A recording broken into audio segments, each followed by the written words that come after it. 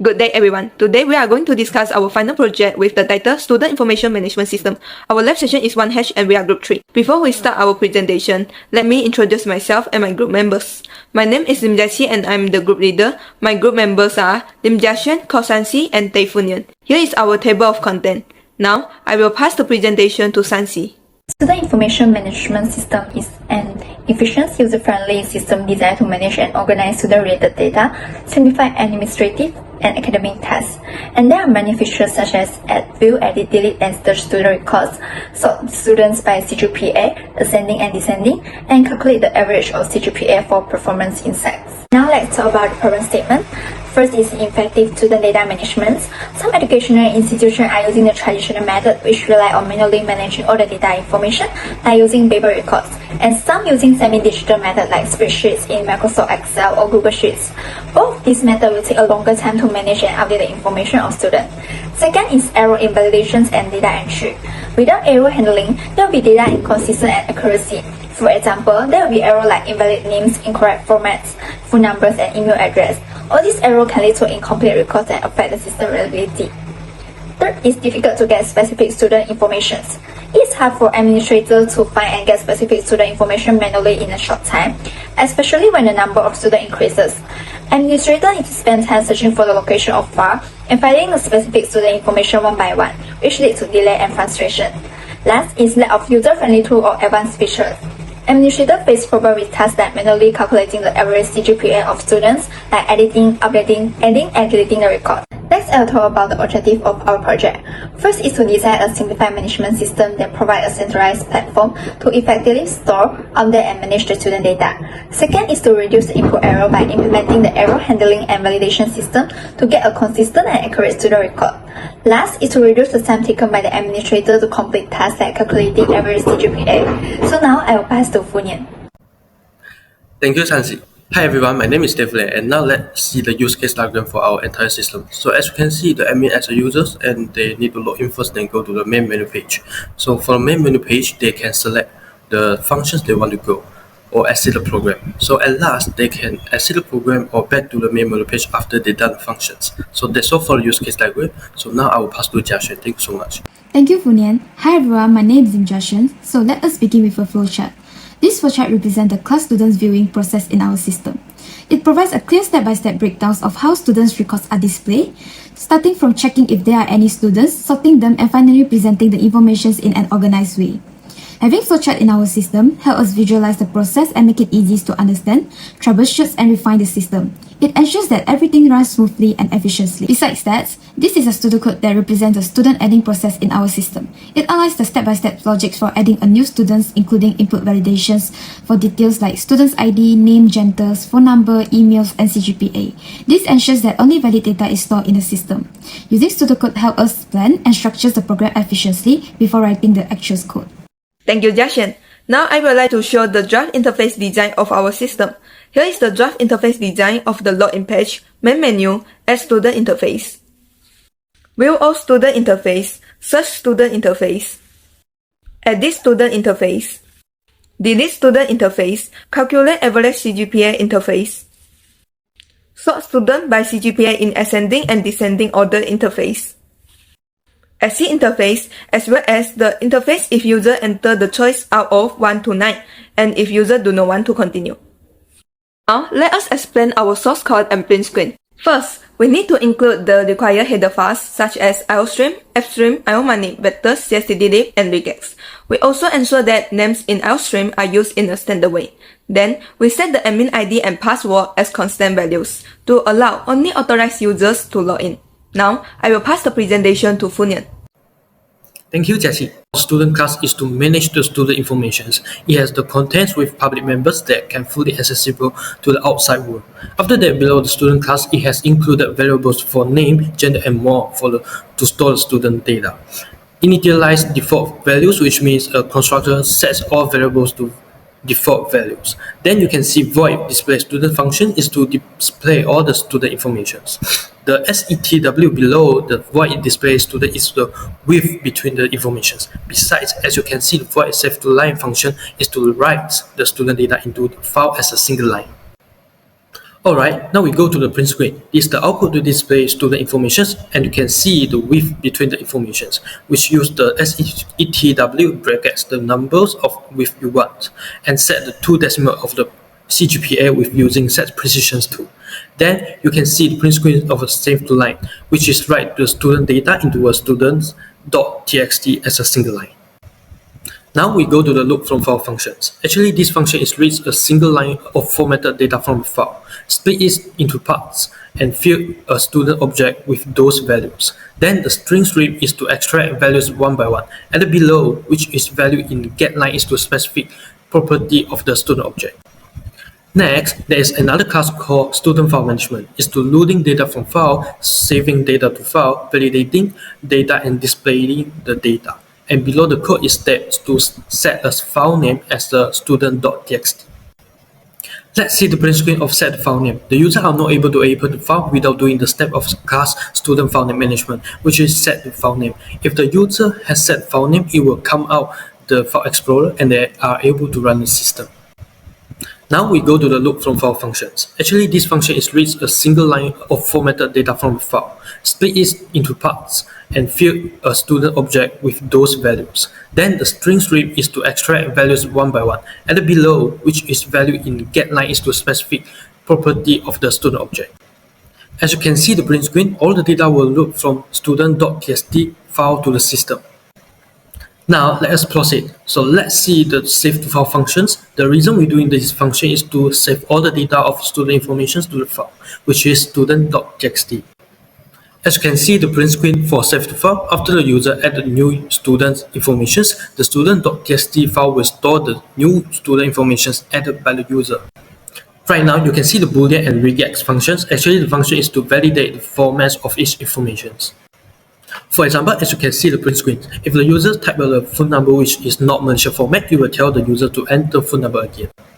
Last, we go to the void student info header functions. This function is to display headers for the student information. As you can see the outputs, the header displays the information in the table format. So that's for me. So now I'm going to pass to Jiaqi. Thanks so much. Thank you, Funyan. Now I would like to explain the student class in our system. This class inherits from the student file management class, enabling it to directly access the student's vector. In the student function, a student object is created to store the new student's details. Users are then asked to fill in the details step by step. If the users enter 999, they are returned to the main menu. Here is the print screen if users enter 999. Then, the program asks and validates user input of student ID. If the student ID is not between 001 and 998 or earlier exists, an error message is displayed. Here is the print screen for user input out of 3 digits or filling existing student ID. After that, the program asks and validates user input of student name by using the validate name function from the student file management class that has been explained by Funyan just now. If users enter any symbol or number within their name, an error message will be displayed. The program also asks and validates user input of student gender by using validate gender function. If users enter other than male or female, an error message will be displayed. The program then asks and validates user input of student phone number by using the validate phone number function. If users enter phone number that is not start with 0 or +60, an error message will be displayed. After that, the program asks and validates user input of student email by using validate email function. If users enter email without a lion and dot, an error message will be displayed. Besides, the program asks user to enter student address, faculty, and program. Finally, the program asks and validates user input of student CGPA. If users enter the CGPA that is not between 0 and 4.0, an error message will be displayed. Pushback is used to add S, which is the object of student class, to the end of the vector. Next, I will explain the view all student class. This class inherits from the student file management class. If no student exists, a message is displayed. A bubble sort algorithm sorts student by student ID in ascending order. It will swap the students when the current student ID is greater than the next student ID. Each student's details are then displayed using the display function. Here is the print screen when users choose to view all students. Now I will pass the presentation to Sanxi. Thank you, Jiaqi. So this is the codeblock for the search student functions. When the user enters 3, they will access the search student functions. The system will prompt the user to enter the student ID they wish to search for, and user are allowed to return to the main menu by entering inputs 99. This is the code that shows the logical to retrieve student details according to the input student ID. When the student ID that user wish to search for is not found in the database, it will trigger error that shows at the output screens which student does not exist, please try again. But when the student ID that user wish to search is found in the database, it will show the detail of the student that we can see from the output screen. And this is the partial code block for the edit student functions. When the user enters 4, they will access the edit student functions. The system will prompt the user to enter the student ID they wish to edit. Same like just now, if the student ID is not found in the database, the output screen will display the error message with student does not exist, please enter an existing student ID again. Then user are allowed to return the main menu by entering input 999. This is the code that shows the logic to edit student details by providing the user 9 options. If the student ID is found in the database, it will show the student details and choose the option that user want to make changes on, and we can see from the output screen. When the user chooses option 1, the edit number function will be triggered and prompt user to enter new name. Inside the edit new functions, the user input will be passed into a validate name function to check the user's format. Through the validation name functions, the new name is restricted to only alphabet and space that we can see from output screen. When I type quotient C666 that contains alphabet numberings, they will show invalid name. Please enter a name with only alphabet and space. But when I enter quotient C that contains alphabet and space, it will show student information out that such. Similar to edit's name functions, all these functions will trigger based on the user inputs. Some of these functions include specific formats which will invoke other functions to validate the input. On the upper screen, we can see clearly that it is similar to the edit name functions that certain functions require a specific format. If the user does not meet the format requirements, an error message will be displayed. Then when the user enters 9, it will call all the functions from option 1 to 8 sequentially, prompt the user to edit each field one by one. So for the output screen, we can see again that an error message will be displayed if the user does not meet the format requirements. And once the format requirements are met, the process will move on the next. Thank you, Sansi. So now let me explain the functionality of delete students functions in the student deleting class. These functions allow users to delete students by entering student's ID. So when users input number 5 in the main menu, it will come to delete functions and prompt the users for entering a student's ID to delete. Or users can choose to return main menu by entering 999. Then, we will continue with the for loops that is designed to iterate the list of students and find the matching student's ID. The auto keywords allows the iterators to automatically adapt to the data types of the student list. Next, the loops start from the beginning of the list, which is students begin, and continue until it reaches the student's end. Inside the loops, it checks whether the current student's ID matches the inputted ID. If a match is found, the system displays the student's details and asks for confirmations before deletions. If the users confirm, the student ID is removed from the list. Otherwise, the deletions is cancelled. Additionally, there is an error handling if the student's ID doesn't exist. And this is the output of delete students. The output shows an error handling when student's ID 6 doesn't exist, and then it will ask for re-enter the student's ID again and confirmations later. Next, we have the average CGPA calculating class, which calculates the average CGPA of all students. It starts by checking if the student is empty. If there are students in the list, it goes through each one by adding up their CGPAs. After that, the total CGPAs is divided to the number of students to calculate the average. And here is the output of average CGPA of all students. Then, we will come to the ascending CGPA displaying class, which used to sort the list of students by their CGPA in ascending order. It uses a basic bubble sort algorithms to rearrange the students. It operates using a nested loop where the outer loops ensures that the sorting process is repeated until all elements are in order, while the inner loops compares the adjacent student CGPA values. If a student's CGPA is greater than the next student's CGPA, they are swapped, and this process repeats until the entire list is sorted. So here is the output of ascending CGPA of all students. Next, the CGPA descending functions also uses the bubble sort algorithms, but this time it swaps the students if the current student's CGPA is less than the next student's CGPA. So that is to ensure that the highest CGPA comes first. This process repeats until the list is fully sorted. And here is the descending CGPA of all students. So this is a welcome message functions that asks for users' login ID and password. When the admin ID and password is correct, they will be asked to press any key to continue. Now, this is a welcome message functions which display the welcome message and prompts users for their login ID and passwords to access the system. And finally, this is a thank you message when the users want to quit the system. Thank you, Jashin. Now, I would like to explain the main menu function. This function refers to the operation object created in the main function. Each class instance is initialized with the operation object. The welcome message is displayed. The do-while loop ensures the menu continues displaying until the user chooses to exit. A menu is displayed for user to enter their choice. Here is the print screen of main menu. A switch statement processes user input and calls the respective functions. When the user selects option 9 to save and exit from the main menu, the program saves everything to the file and displays a thank you message. If users enter a number outside 1 to 9, an error message is displayed. Users will then be asked whether they want to continue. If users enter Y, main menu will be displayed again for them to choose. Otherwise, the program breaks out of the loop and jumps back to the main function. Lastly, I would like to explain the main function. The operation object is created as an instance of student file management. The load from file function loads student data into the program. The main menu function manages all menu operations. After exiting the main menu, the program displays a thank you message.